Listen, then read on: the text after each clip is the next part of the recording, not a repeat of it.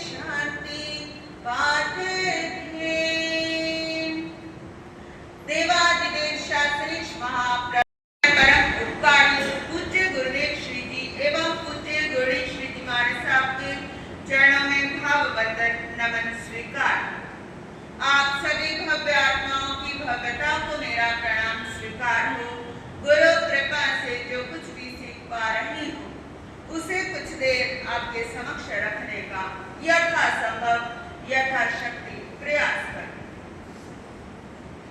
धर्म प्रेमी बंधु, माताओं एवं श्रद्धाशील बहन, ये सितंबर का महीना गुरुओं की जयंती का पूरा माह है। शुरुआत होती है पूज्य आचार्य सम्राट पूज्य श्री आत्माराम जी महाराज से, और 18 सितंबर लास्ट कहां पर टिकता है मामला, आचार्य सम्राट पूज्य श्री शिव मुनि जी महाराज के जन्मोत्सव पर। दिन बड़े महत्वपूर्ण होते हैं, पर्व बड़े महत्वपूर्ण होते हैं। किसी संयमी से जुड़ा हुआ पर्व, किसी साधनाशील व्यक्ति से जुड़ा हुआ पर्व महत्वपूर्ण है, क्योंकि अन्य पर्व तो आपको लौकिक रास्तों की ओर ले जाते हैं। मौज शौक इत्यादि से जुड़े पर्व हैं, लेकिन किसी उत्तम पुरुष से जुड़ा हुआ दिन आपको उत्तम शिखर पर लेकर जाता है, आपको एक ऐसी चोटी तक लेकर जाता है जिस चोटी पर जहां पर सिद्ध बैठते हैं। सामान्यतः इस संसार के अंदर हम सब, आप सब क्या हैं? बुद्ध हो चुके हैं? नहीं। क्या सम्यक दर्शन के रास्ते पर हम अग्रसर हो चुके हैं? आप अग्रसर हो चुके हो? जिन शासन मिला है, ये जिन वाणी मिली है, अग्रसर होने के लिए पूज्य आचार्य भगवान श्री आत्माराम जी महाराज, जिन्होंने जिन शासन को बहुत कुछ दिया, तत्वाद सूत्र के अंदर आचार्य देव श्री उमा स्वाति जी महाराज कहते हैं, सम्यक दर्शन ज्ञान चारित्राणि मोक्ष मार्गः तत्वात् श्रद्धानं सम्यक दर्शनम। कितनी सुंदर बात है।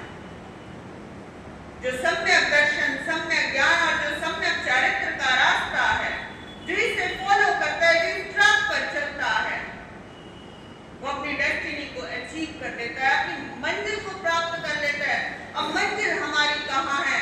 यही तो आचार्य देव श्री आत्माराम जी महाराज ने न जाने कितनी भव्य आत्माओं को उन्होंने दृष्टि डाली और वो उनके होकर रह गए, अब पुरुष हो गए। कितनी ही महासाधु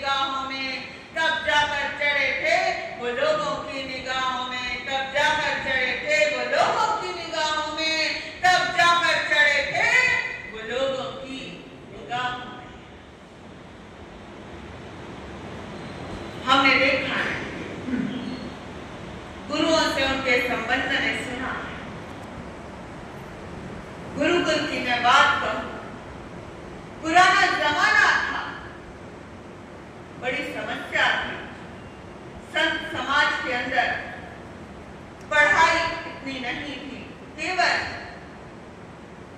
लोकोत्तर अध्ययन, आगम सम्मत अध्ययन हो, लेकिन उसके लिए भी बहुत ट्यूटर्स नहीं मिलते थे। आज का जमाना कुछ और है, भाग की दुनिया के अंदर, लेकिन वो जमाना कुछ और था। पुराने समय में कुछ बड़ी विचित्र धारणाएं बनी हुई थी ब्राह्मणों और जैनों के संबंध में। ब्राह्मण बड़े स्वच्छता का ख्याल रखते थे और जो जैन व्यक्तियों के संबंध में ये धारणा थी, क्या धारणा थी कि भाई जो जैन साधु होते हैं या जो जैन लोग होते हैं वो नहाते धोते नहीं हैं और वो बाथरूम शौच इत्यादि क्रियाओं के भी वो हाथ इत्यादि इतनी भी स्वच्छता का वो ख्याल नहीं रखते हैं।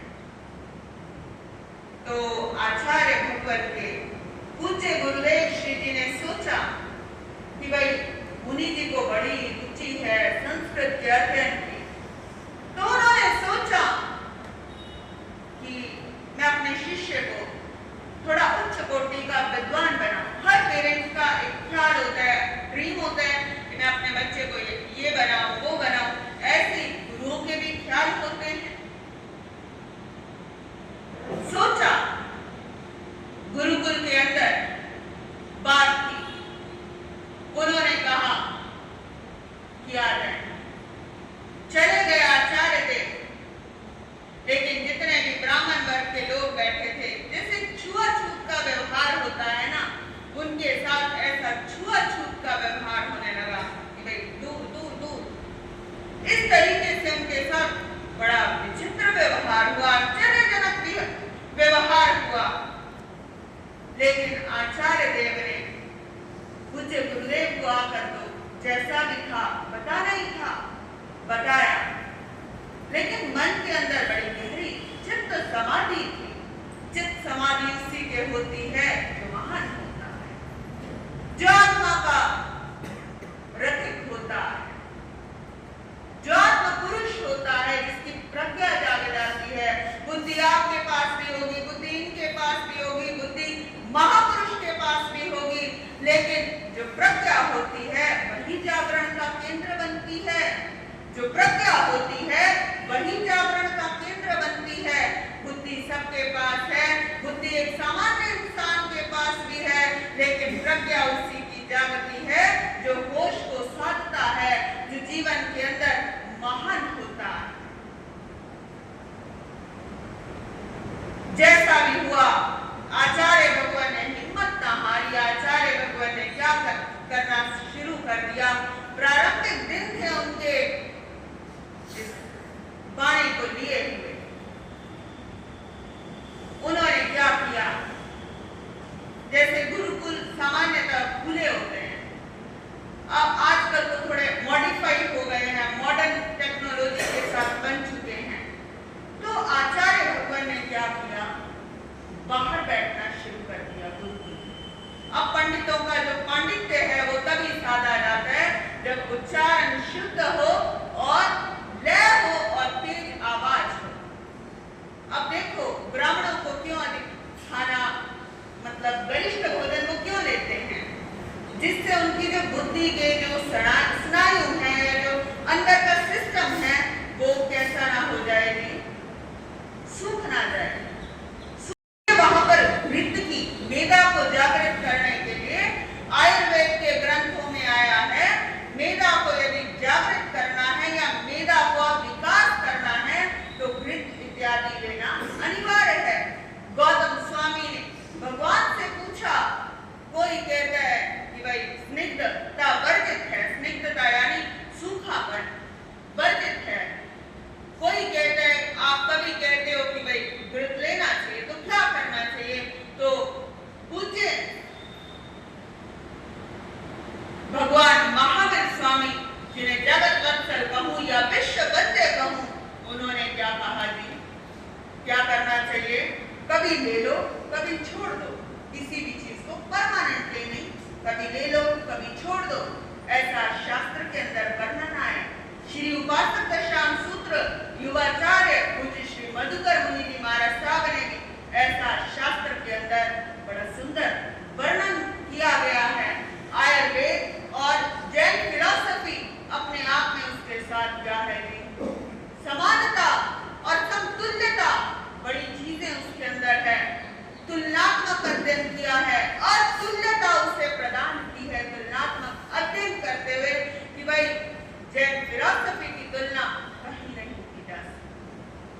चर्चा चल रही थी आचार्य देव की बाहर बैठकर वो गुरुकुल के अंदर पढ़ा करते थे।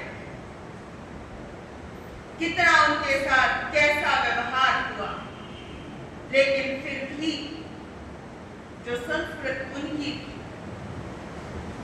ये जो प्राकृत पर उनकी गहन पकड़ थी,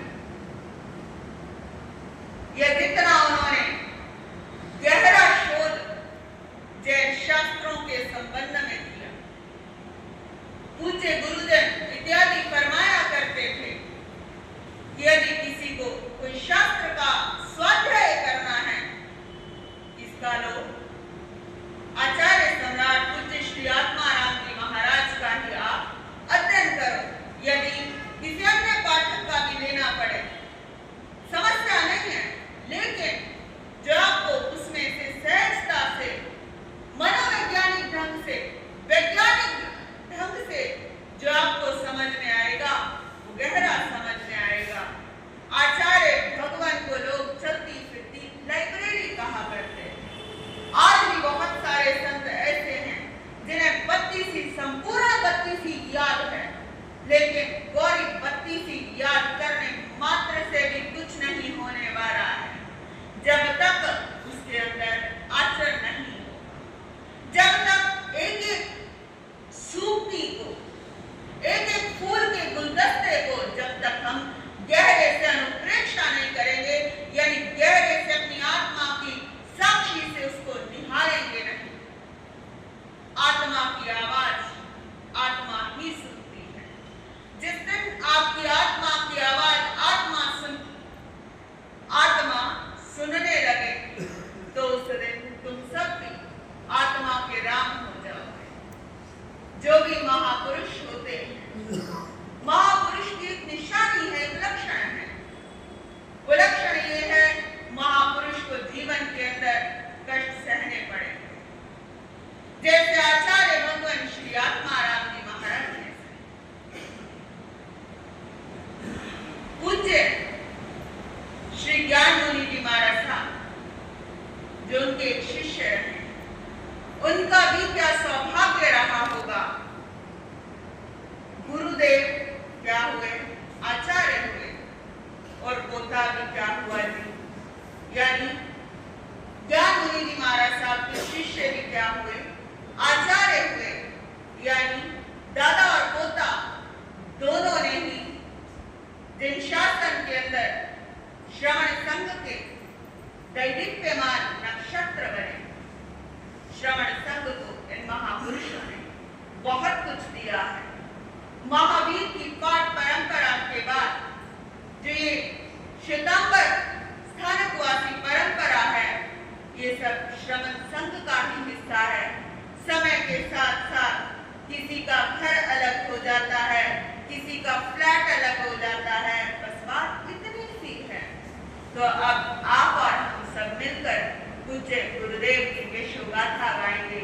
थोड़ा मेरे साथ शब्द जय आतम जय आतम जय आतम जय आतम, ये जो दर्शन वो ही जानते हैं, कैसी आत्मा थी वो, कैसी आत्मा थी वो, कैसी आत्मा थी वो।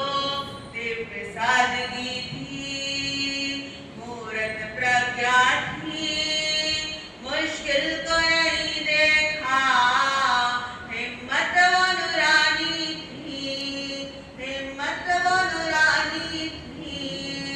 दृढ़ता थी जीवन में, रहते अपनी धुन में, रख संयम का हथियार, रही जब तक सांसें थी, रही जब तक सांसें थी। गुरु आत्म गुरु आत्म गुरु आत्म गुरु आत्म गुरु आत्म गुरु आत्म गुरु आत्म गुरु आत्म। दिल में भी मृदुता, बालक सी रिजुता, पाई जीवन में इतनी भी